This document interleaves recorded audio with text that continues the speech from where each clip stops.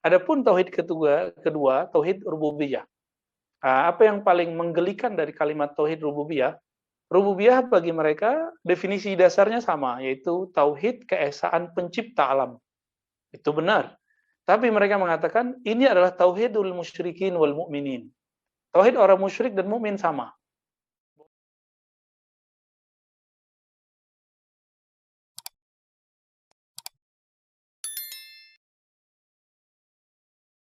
Kapan kata salaf ini menjadi sebuah manhaj?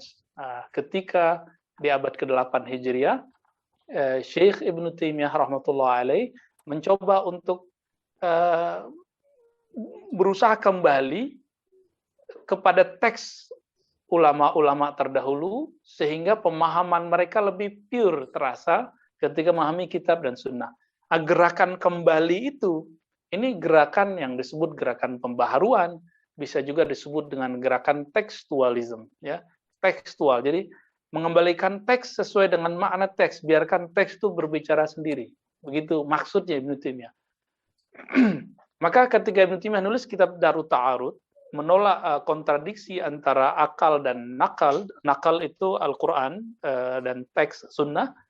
Bagi Ibnu Taimiyah tidak ada pertentangan dengan antara Quran dengan akal. Maksudnya berbeda dengan yang dimaksud Imam Fakhruddin Ar-Razi. Jadi teksnya, kalimatnya sama, tapi maksud mereka berbeda. Imam Ibnu Taimiyah, Imam Fakhrul Ar-Razi, maka mereka berbeda walaupun berbeda zaman, ya. Dua imam ini, satu Salafiyah, satu Ahlu Sunnah Asy'ariyah, ketika berbicara, Ibnu Taimiyah bermaksud adalah pemahaman kita harus tunduk kepada nakal, kepada teks Quran dan Sunnah. Teks secara zahir yang dimaksud oleh Ibnu Taimiyah, inilah yang disebut kesesuaian antara Al-Quran dan teks dengan pikiran, ya, dengan akal manusia. Sedangkan oleh Imam Fakhruddin Ar-Razi bukan begitu. Teks itu betul ada makna, tapi siapa yang memaknainya itu akal. Maka akal itu menjadi alat media untuk memahami teks. Maka si akal ini yang harus dibuat kaedah-kaedahnya supaya tidak keluar dari mana teks. Baik, saya tidak mau berbicara banyak tentang teks, nanti bisa nyerempetnya ke ilmu takwil, ilmu tafsir, ataupun hermeneutik. Ya, kita nggak mau ke arah sana. Kembali ke kelompok Salafiyah, ya. Jadi kelompok Salafiyah ini ingin memurnikan, gitu. Ibnu Taimiyah ini ingin memurnikan. Maka dalam satu kitab saja, misalnya Aqidah Wasithiyah, Isfahaniyah, kitab-kitab yang tidak terlalu tebal, itu beliau menyebut kata salaf itu puluhan bahkan ratusan. Apalagi dalam Darut Ta'arud, apalagi dalam kitab yang sudah matbu sekarang, Majmu' Fatawa. Ungkapan salaf berulang sehingga menjadi sebuah idiom bahwa salaf itu yang dipahami Ibnu Taimiyah. Ini yang kemudian ditangkap oleh beberapa murid Ibnu Taimiyah rahmatullah alaihi majma'in. Maka belakangan muncullah gerakan yang boleh disebut purifikasi, kelompoknya disebut kelompok Puritan, ya. Perbedaannya apa? Di zaman Ibnu Taimiyah, beliau mengajarkan bahwa tauhid itu jadi tiga. Jadi ini teman-teman, ini pencirian kelompok Puritan. Mau dicari di mana aja sama, ya.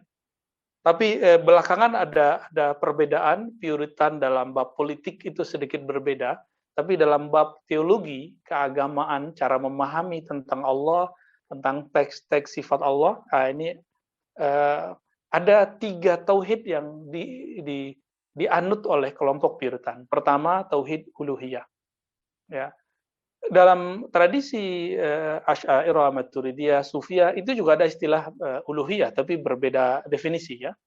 Uluhiyah itu dalam artian bahwa hanya Allah yang berhak disembah, dan ini kelompok yang benar-benar menyembah Allah itu cuma salaf, hanya salafi bagi mereka. Berarti mereka tidak menganggap sufi menyembah Allah, tidak menganggap ahlul kalam, Asy'ariyah, Maturidiyah sudah menyembah Allah, ya. Dan tauhid uluhiyah hanya tauhid al-mu'minin khassah, yaitu mereka saja. Adapun tauhid kedua tauhid rububiyah. Apa yang paling menggelikan dari kalimat tauhid rububiyah? Rububiyah bagi mereka definisi dasarnya sama, yaitu tauhid keesaan pencipta alam. Itu benar.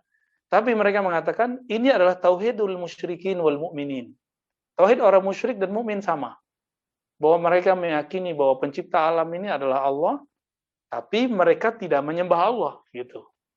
Ini yang agak lucu. Tauhid kok ada tauhidul musyrikin. Jadi orang musyrik itu bertauhid. Ini dua lafaz yang berbeda tapi disatukan ya.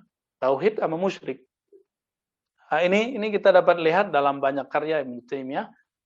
Semoga Allah memaafkannya ya karena mengatakan itu. Jadi apa kata dia? Tauhid rububiyah ini tauhid mayoritas umat manusia. Termasuk orang yang berbeda dengan Ibnu Taimiyah ya. Dan yang ketiga, ini yang paling banyak perbedaannya, perdebatannya sampai hari ini kalau teman-teman, sahabat-sahabat, jamaah Masjid Istiqlal lihat di YouTube ya. Sekarang kan jamaahnya sekarang ada Thariqah Al-Yutubiyah ya, ada Thariqah Az-Zumiyah.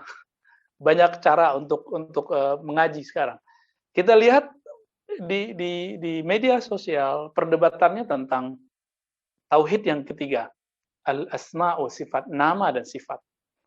Sebenarnya baik Asy'ari, Maturidi, ataupun Salafi, bahkan Mu'tazilah, bahkan Syiah Rafidah, mereka ini sama-sama ingin mensucikan Allah. Namun mereka berbeda dalam manhaj, inilah yang kemudian signifikan sekali, merembet ke banyak masalah. Ya. Seperti yang kita sebutkan di depan tadi, bahwa kelompok Puritan, ini kelompok yang cenderung kepada tekstual. Jadi teks itu ala kadarnya aja, nggak usah diapa-apain. Makanya Ibnu Taimiyah itu dengan santai berbicara. Apa kata dia? Allah tidak ada, Al-Quran tidak menolak kata jisim, benda, dan juga tidak menerima. Maka bagi dia ketika ada lafaz istawa, Allah bersemayam, ini tidak belum tentu jisim, belum tentu juga bukan jisim, gitu. Dia menggantung, ya. Karena bagi Ibnu Taimiyah jisim ini lafaz bid'ah dalam tauhid. Padahal dia sudah membawa sesuatu yang baru juga. Kalau versi kelompok yang berbeda dengan dia pasti disebut bid'ah juga. Asma wa sifat ini disinilah Ibnu Taimiyah menerapkan tekstualisme yang kemudian menjadi masalah banyak sampai hari ini.